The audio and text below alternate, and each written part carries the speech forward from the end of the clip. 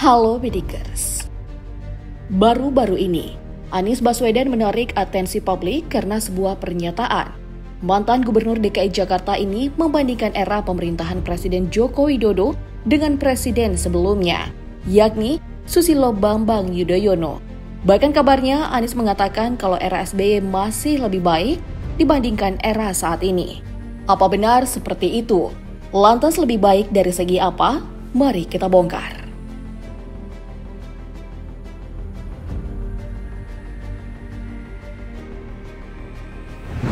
Bakal calon presiden Koalisi Perubahan dan Persatuan, Anies Baswedan menyebut bahwa pembangunan jalan nasional non-tol era kepemimpinan Susilo Bambang Yudhoyono lebih panjang dibandingkan era Presiden Joko Widodo saat ini.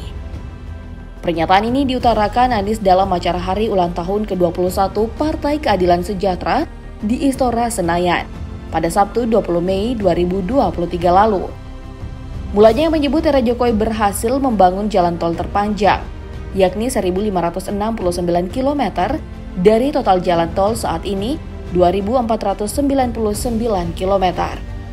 Anies mengutip sebuah artikel dari katadata.co.id yang menuliskan perubahan lahan pada periode SBY disebutkan sepanjang 144.825 km, di mana data ini diperoleh dari Badan Pusat Statistik tentang panjang jalan menurut tingkat kewenangan, yakni jalan nasional atau negara, jalan provinsi, dan jalan kabupaten atau kota. Menurut Anies, performa pembangunan jalan Jokowi masih kalah dengan SBY dalam hal pembangunan jalan tak berbayar, di mana jalan ini merupakan infrastruktur yang bisa digunakan seluruh masyarakat tanpa ada biaya. Anies pun mengerucutkan perbandingan jalan yang dibangun oleh pemerintah pusat, yakni jalan nasional, yang menyebut hanya sekitar 500 km jalan nasional yang terbangun selama kepemimpinan Jokowi. Sedangkan pada era SBY, panjang jalan nasional yang terbangun mencapai 20 kali lipat dari pencapaian Jokowi saat ini, yaitu 11.800 km. Pernyataan yang disampaikan Anies Baswedan lantas mengundang banyak tanggapan dari berbagai pihak. Kementerian PUPR menjelaskan bahwa perubahan panjang jalan ini tak hanya disebabkan oleh pembangunan jalan baru, melainkan sebagian besar disebabkan oleh adanya perubahan status jalan. Artinya, sejumlah jalan bisa dinaikkan statusnya dari jalan daerah menjadi jalan nasional, lalu dikategorikan sebagai jalan nasional. Hal yang sama pun berlaku pada jalan nasional yang berubah status menjadi jalan daerah. Misalnya dari jalan kabupaten atau kota atau provinsi menjadi jalan nasional atau sebaliknya. Kementerian PUPR juga menyatakan bahwa data Badan Pusat Statistik yang dikutip artikel yang dibawakan oleh Anies tidaklah salah, namun menimbulkan persepsi kurang tepat apabila perubahan panjang jalan hanya ditafsirkan sebagai pembangunan jalan baru. Adapun pembangunan jalan nasional baru selama rentan 2005 sampai 2022 mencapai 9.221 km. Panjang jalan ini mencakup 2 era kepresidenan. Lebih rinci, realisasi pembangunan jalan nasional pada masa SBY mencapai 3.835 km. Sementara selama 8 tahun masa pemerintahannya, Jokowi telah membangun jalan nasional sepanjang 5.386 km. Direktur Jenderal Bina Marga Kementerian PUPR Hedi Rahadian mengatakan bahwa realisasi pembangunan jalan baru dipengaruhi oleh besaran anggaran yang dialokasikan. Pada pemerintahan SBY, anggaran khusus untuk pembangunan jalan baru sebesar 30,68 triliun rupiah. Alokasi ini sekitar 14% dari total anggaran Ditjen Bina Marga periode 2005-2014, yakni sebesar 223 triliun rupiah. Sedangkan dalam sewindu masa pemerintahan Jokowi, total anggaran untuk Ditjen Bina Marga sebesar 409,3 triliun rupiah. Dari jumlah ini, sekitar 13% dikhususkan untuk pembangunan jalan baru, yakni sebesar 52,97 triliun rupiah.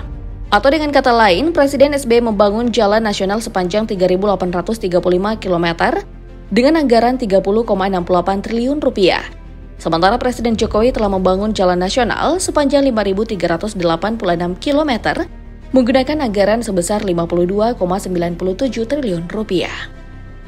Selain itu, Kementerian PUPR menyebut bahwa penambahan panjang jalan yang berasal dari pembangunan jalan baru bukanlah hal yang mudah. Dibutuhkan anggaran pembangunan yang cukup besar. Dalam perhitungan Ditjen Bina Marga, untuk membangun 1 km jalan membutuhkan anggaran sekitar 8 miliar rupiah hingga 12 miliar rupiah. Jadi untuk membangun 11.804 km jalan nasional pada era SBY seperti yang disebutkan oleh Anies membutuhkan alokasi anggaran hingga 94,4 triliun rupiah. Dalam pembangunan jalan baru di era SBY itu 3.835 km ya Bedegers, bukan 11.804 km. Merujuk pada buku Induk Statistik Pekerjaan Umum tahun 2008, total panjang jalan nasional non-tol pada tahun 2004 adalah 34.629 km. Sementara pada buku Informasi Statistik Infrastruktur Pekerjaan Umum tahun 2015, total panjang jalan hingga Desember 2014 menjadi 38.570 km. Dari data ini dapat diartikan kalau panjang jalan nasional selama era pemerintahan SBY bertambah sekitar 3.941 km. Dari 34.629 km menjadi 38.570 km.